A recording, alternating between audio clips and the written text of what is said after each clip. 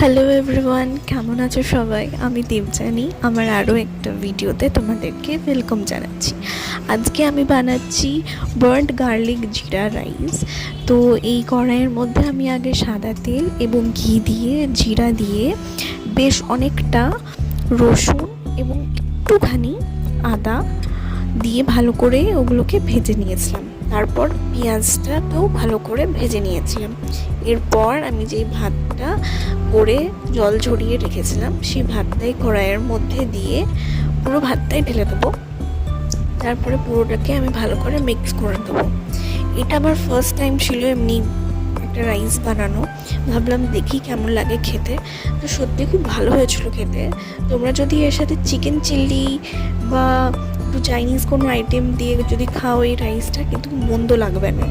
আমি আজকে এর সাথে করেছিলাম চিকেন কষা। তার রেসিপিটা হয়তো পুরো ডিটেলসে শেয়ার করতে পারিনি, কিন্তু যতটা ক্লিপস নিয়ে রেখেছি তোমাদের সাথে আমি শেয়ার করবো, আর অডিওতেও বলে দেবো কী কী করেছিলাম। এরপর ভাতটা আজার করে আবার কড়াইটাতে আমি সর্ষের তেল আর গোটা গরম মশলা আর চিনিটা না ব্রাউন হওয়া অবধি আমি কিন্তু গরম করি।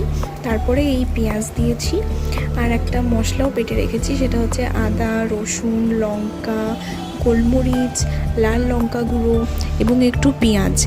এই মশলাটা আমি এই পেঁয়াজটা যখন লাল লাল করে ভাজা হয়ে গেছে, তারপরে এই মশলাটা আমি দিয়ে পরে ভালো করে কষিয়েছি একটু মধ্যখানে জল দিয়ে দিয়ে। ঠিক আছে, এরপর আমি চিকেনটাকে ম্যারিনেট করে রেখেছিলাম। চিকেনের ম্যারিনেশনটাতে আমি দিয়েছি দই আর যেই মশলাটা বললাম তোমাদেরকে বেটে রেখেছি সেই মশলাটা, আর মশলাটার সাথে আমি একটু ধনেপাতা বাটাও কিন্তু এই ম্যারিনেশনে ইউজ করেছি এবং ম্যারিনেশনটা 1 ঘন্টা করে রেখেছিলাম। তারপর যে মশলাটা কষাচ্ছিলাম সেটাতে চিকেনটা দিয়ে দিলাম, ভালো করে মিক্স করে নিচ্ছি মশলাটার সাথে চিকেনটা।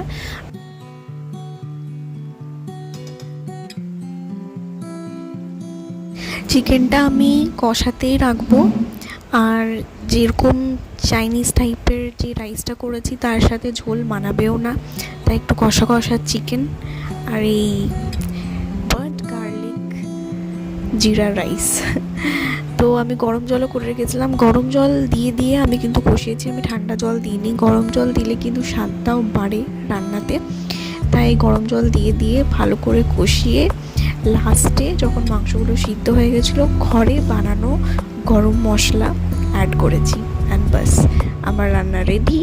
আর এখানে আমি খেয়েও ফেলেছি হাফ। তারপর মনে পড়লো তোমাদের জন্য তো আমি ক্লিপই নিলাম না যে লাস্টের দুপুকে